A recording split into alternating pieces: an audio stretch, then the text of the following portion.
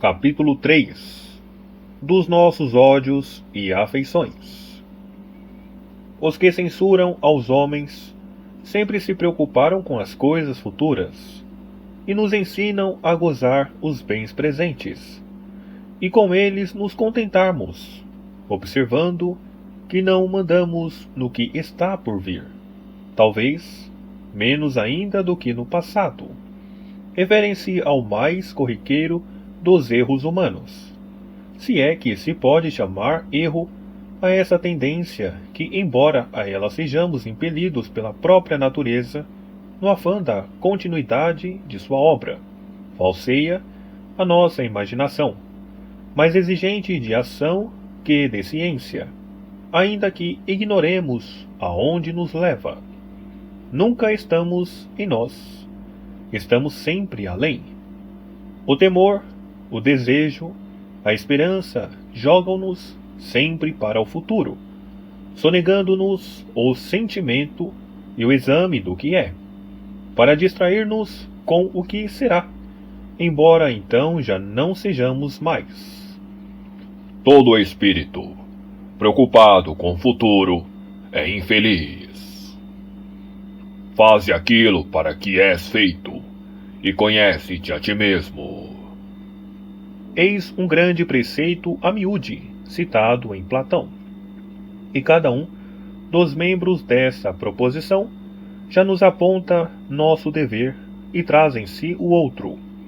Quem se aplicasse em fazer aquilo para que é feito, perceberia que lhe é necessário adquirir, antes de mais nada, o conhecimento de si próprio e daquilo a que está apto.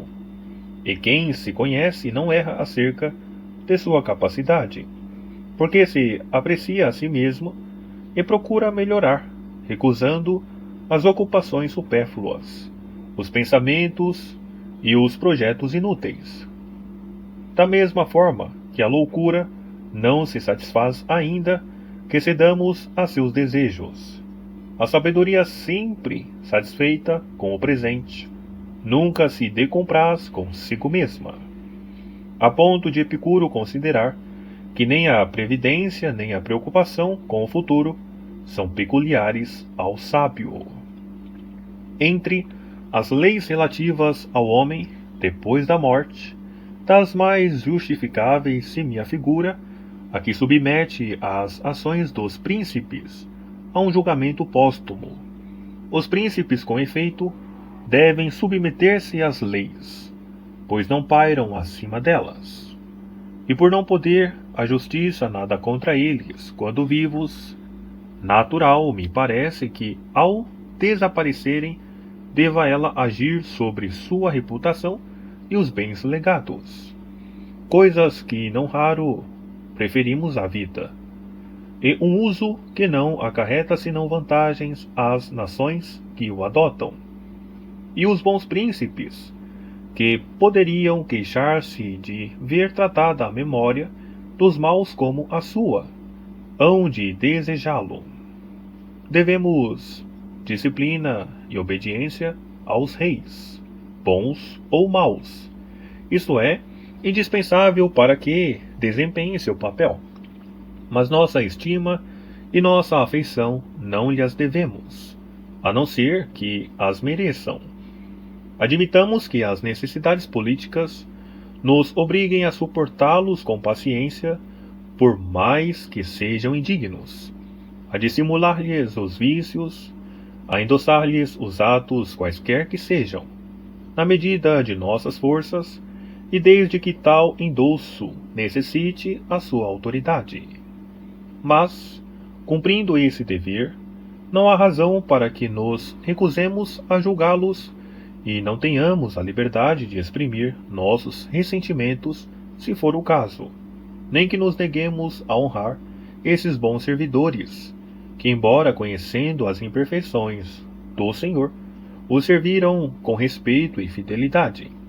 Exemplo útil a ser transmitido à posteridade. Aqueles que, em virtude de obrigações pessoais, defendem sem razão a memória de um príncipe indigno, fazem ato de justiça privada em prejuízo da justiça pública. Tito Livio anda certo ao observar que a linguagem dos homens enfeudados à realeza é sempre cheia de vãs ostentações e falsos testemunhos, encarando cada qual seu rei, independentemente de seus méritos, como um soberano cujo valor e cuja grandeza não podem ser ultrapassados. Pode-se reprovar a altivez dos soldados que responderam a Nero, o qual perguntaram a um deles por que ele queria mal e ao outro por que o desejava matar. Gostava de ti, quando eras digno desse sentimento. Respondeu o primeiro.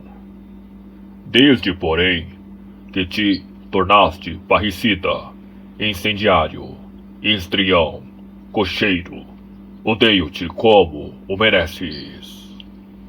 E o segundo afirmou. Porque não vejo outro remédio para teus contínuos desmandos. Mas quem há de reprovar os testemunhos públicos e universais que depois de sua morte foram obtidos contra esse príncipe, seus tirânicos e odiosos entusiasmos, testemunhos que o estigmatizaram para sempre, e como ele todos os maus? Lamento que entre os usos e costumes tão sábios da Lacedemônia se tenha introduzido uma hipócrita cerimônia por ocasião da morte dos reis. Todos os confederados e os povos vizinhos, juntamente com os hilotas, homens e mulheres, feriam a fronte em sinal de luto, proclamando entre gritos e lamentações que o defunto, bom ou mal tivesse sido, fora o melhor dos reis que haviam tido. Davam assim à condição os louvores que ao mérito deveriam caber e relegavam para o último lugar aquilo em que em primeiro deveria estar. Aristóteles, que trata de todos os assuntos, indaga a propósito das palavras de Solon. Ninguém se pode dizer feliz antes de morrer. Se quem viveu e morreu segundo os seus desejos, mas deixou má reputação ou os seus pósteros na miséria, deve qualificar-se como feliz. Enquanto vivemos, temos a faculdade de fazer com que nosso pensamento se pouse onde queremos. Quando deixamos de existir, acabam as possíveis comunicações com o mundo vivo. Eis porque Solon teria dito melhor se houvesse afirmado que o homem não é nunca feliz, enquanto só o é quando já não mais existe. Encontra-se com dificuldade um sábio capaz de fugir da vida e a repelir, ignorante do futuro. O homem imagina que parte de seu ser sobrevive e não pode libertar-se desse corpo, que pereça e cai. Bertrand du Guesclin morreu no sítio do castelo de Irandon em Puy, na Auvergne, tendo os sitiados capitulado depois da morte dele. Viram-se obrigados a depor as chaves da cidade sobre o seu cadáver.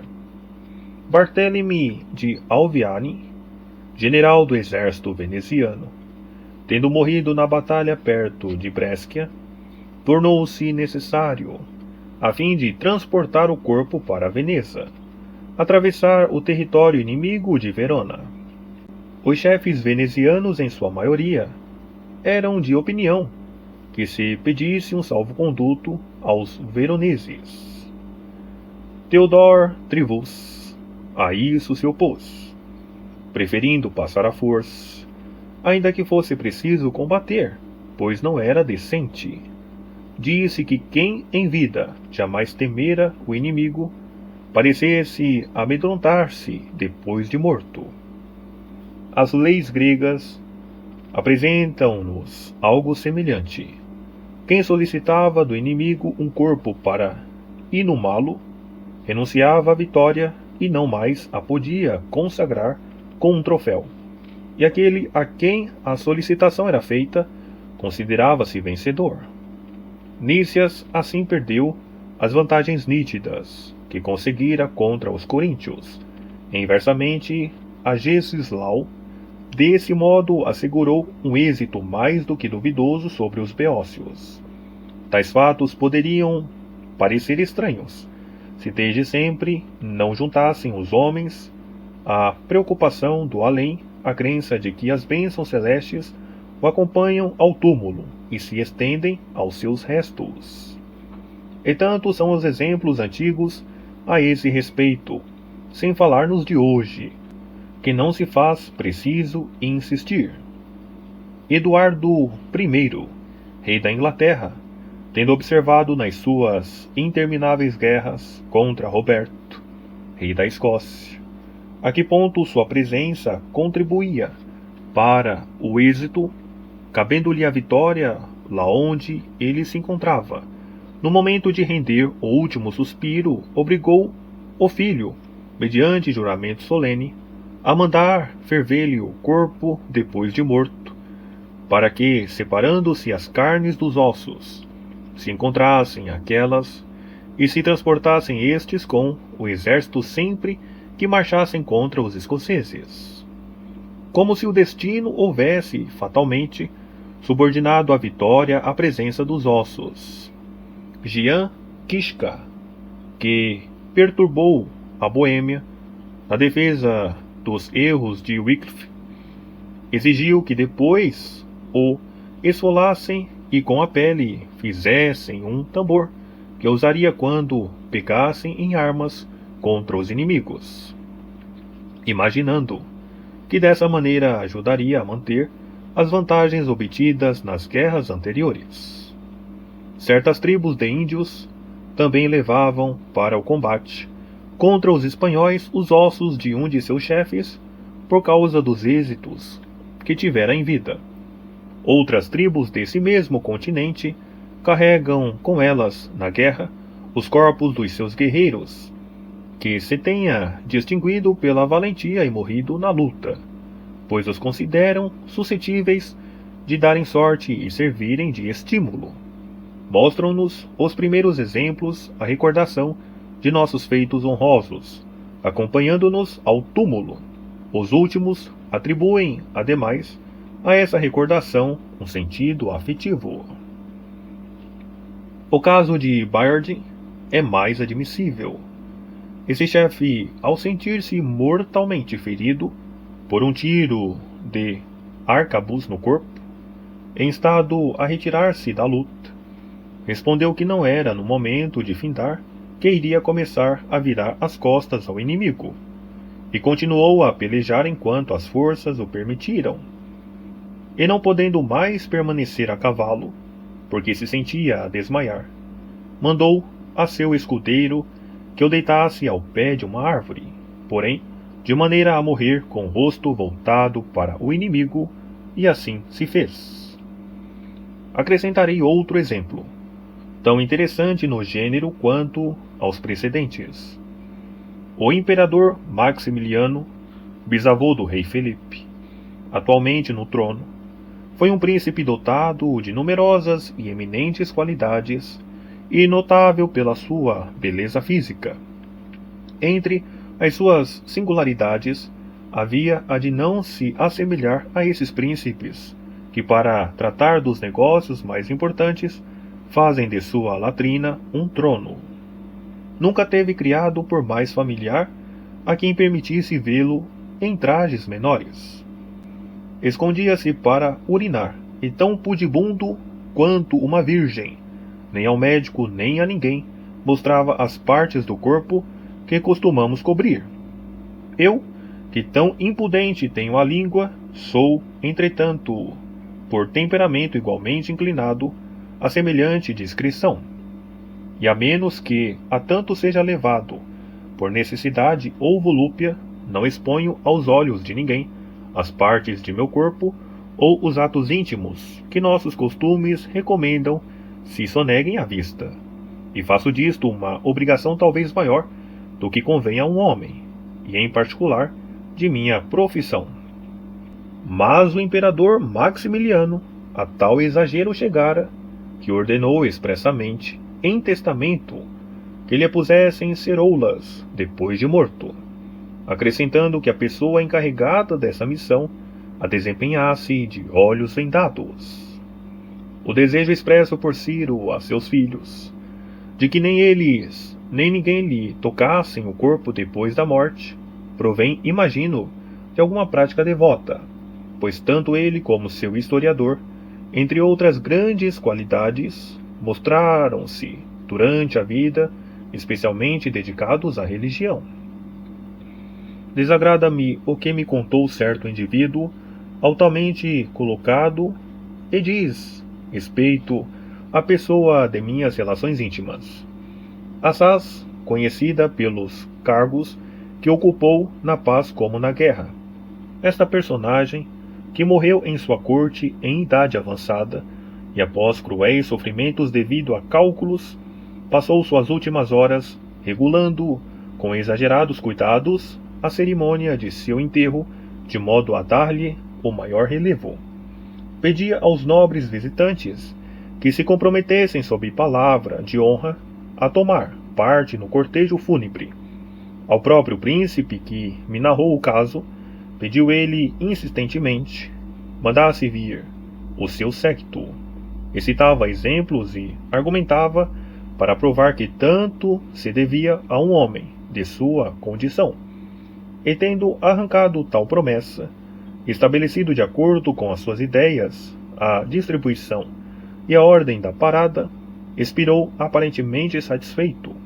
Não creio ter jamais visto persistente vaidade preocupar-se com regular os funerais, ou de maneira original, ou com excessiva parcimônia, como por exemplo reduzindo o acompanhamento a um simples servidor carregando uma lanterna, são singularidades inversas das precedentes, embora da mesma ordem e de que também encontro exemplos na minha família.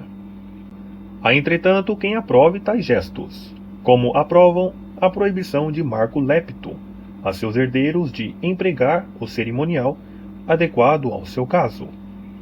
Se assim, agindo, imaginamos fazer ato de temperança e austeridade, evitando uma despesa e uma satisfação que não gozaremos e cuja percepção nos será impossível, tal atitude, em verdade, não será muito meritória. Se me coubesse resolver quanto ao assunto, eu diria que nessas, como em todas as demais circunstâncias da vida, cada qual deve orientar-se pela sua situação na sociedade. E o filósofo Licon demonstrou sabedoria quando prescreveu a seus amigos que o enterrassem como achassem melhor, organizando funerais que não fossem nem supérfluos nem miseráveis. No que me diz respeito, que obedeçam aos usos em vigor, confio na descrição daqueles a quem caberá então tal incumbência. Eis um cuidado que é preciso desprezar para si próprio e não negligenciar para os outros. Santo Agostinho fala uma linguagem digna de um santo quando diz: a organização dos funerais, a escolha da sepultura, a pompa das exéquias, são menos necessárias à tranquilidade dos mortos do que ao consolo dos vivos. No mesmo espírito, Sócrates, ao morrer, respondia a Críton, que lhe perguntava como queria ser enterrado. Como quiserdes. Se eu devesse atentar mais completamente para a coisa, ser-me-ia agradável imitar os que ainda em vida e na plena posse de suas faculdades empreendem gozar antecipadamente as homenagens fúnebres que lhes serão prestadas, deleitando-se na contemplação de sua efígie reproduzida no mármore do túmulo. Felizes aqueles para quem vir o que serão, quando não forem mais. É um prazer, e quem vivem de sua própria morte.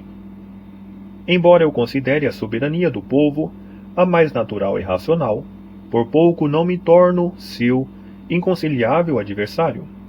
Tal aversão me infunde a atitude injusta e inumana dos atenienses que condenaram à morte e imediata execução, sem sequer lhes ouvir a defesa. Os valentes capitães que acabavam de vencer os lacedemônios junto às ilhas Argínusas na batalha naval mais árdua e considerável que os gregos jamais tiveram.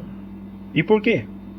Porque esses chefes, após a vitória, tinham procurado tirar partido de suas vantagens, de acordo com a arte da guerra, em vez de se atardarem em recolher os mortos e lhes darem sepultura. A odiosidade da execução ainda maior relevo apresenta ante a atitude de Diomedonte, um dos condenados, soldado e homem político de grande mérito. Depois de ouvir a sentença, e diante da calma restabelecida na Assembleia, adianta-se para falar e, em lugar de usar a palavra em defesa da causa, pondo em evidência a iniquidade de tão cruel veredito, não pensa senão nos juízes e pede aos deuses que os recompense e lhes comunica que tais eram os votos dele próprio e de seus companheiros, temerosos de que a ira celeste despertada pela não observância dos deveres funerários se desviasse deles próprios, os beneficiários de tão brilhante êxito. E sem mais nada acrescentar, sem nenhuma recriminação, marchou corajosamente para o suplício. Alguns anos mais tarde, o destino puniu os atenienses por onde haviam pecado. Chábrias, comandante de sua frota, tendo vencido perto da ilha de Naxos, a Polis, almirante espartano perdeu o fruto da vitória, de importância capital, receoso de idêntica condenação, para não deixar sem sepultura o corpo de alguns dos seus homens, que flutuavam sobre as ondas, deixou que fugissem inúmeros inimigos, os quais, voltando-se ao depois contra ele, fizeram-no pagar caro a observância tão inoportuna dessa superstição. Queres saber onde estarás, depois de morto?